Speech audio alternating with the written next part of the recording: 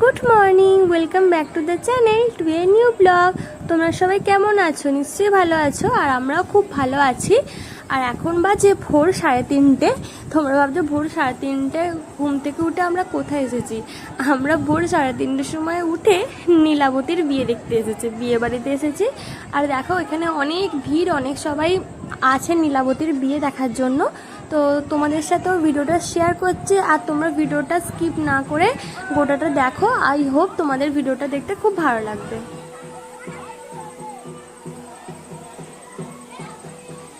সন্ন্যাসীরা বিয়ে বাড়িতে খুবই আনন্দ করছে, বম ফাটাচ্ছে, রং মশাল জ্বালছে। আর এখন রং মশালটা জ্বেলেছে কারণ কনেকে আনার জন্য, নীলাবতী ঠাকুরকে আনার জন্য। আর দেখো সবাই খুব মজা করছে।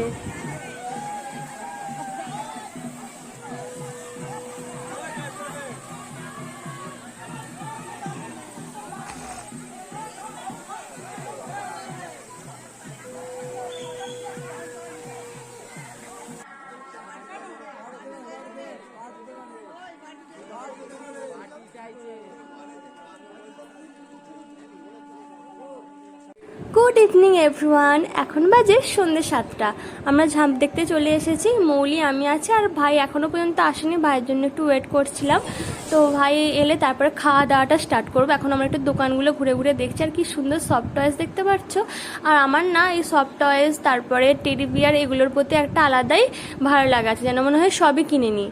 আর এই চাবি রিংগুলো খুব সুন্দর সুন্দর দেখতে। তো আমার একটা চাবি রিং কেনার ইচ্ছা আছে, আগে ভালো করে দেখে নিচ্ছি যে কোনটা নেওয়া যায়, তারপরে নেব। এর মধ্যে আমার একটা বেশ পছন্দ হচ্ছে, তো দেখি যদি ভালো লাগে নেব। কত টাকা করে কি দাম জিজ্ঞাসা করছিলাম। আর আর প্রচণ্ড গরম, এত ঘেমে যাচ্ছি কি বলবো তোমাদের। আমি প্রচুর পরিমাণে ঘেমে যাই গরমেতে, প্রচুর গরম হচ্ছে। আর সকালবেলা আমরা নীলাবতীর বিয়ে দেখে এসেছিলাম, তখন সকাল 5টার মতো বাজে। তারপর এসে একটুখানি শুয়ে পড়েছিলাম। তারপরে অনেক কাজবাজ ছিল, তারপরে আমাদের প্যাকিংও স্টার্ট হয়ে গেছে। এইসবে তো খুবই বিজি ছিলাম বলে আর ব্লগ করতে পারিনি। ভাবলাম যে যখন ঝাঁপ দেখতে যাব তখনই ব্লগটা স্টার্ট করব। প্রচুর ঘুরে আমাদের গরম লেগে গেছে, এখন আমরা আইসক্রিম খেয়ে শরীরটাকে ঠান্ডা করছি।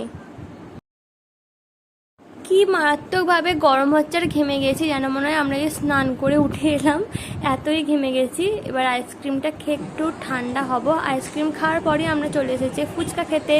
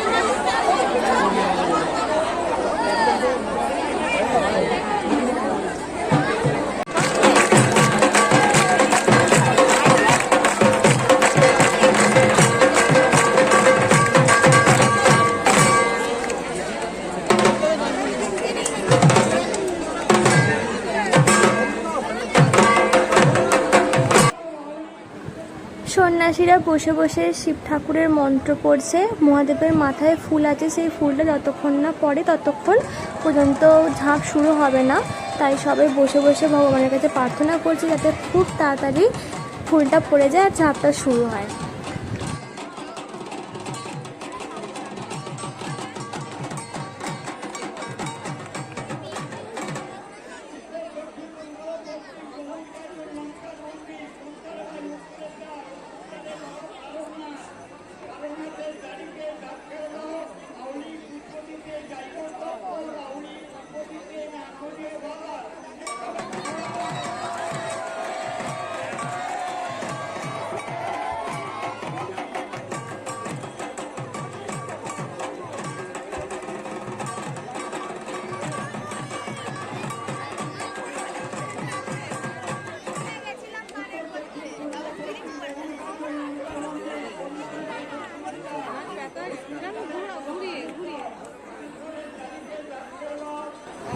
শিব ঠাকুরের মাথা থেকে ফুল পড়ে গেছে, এবার ঝাঁপ শুরু হবে।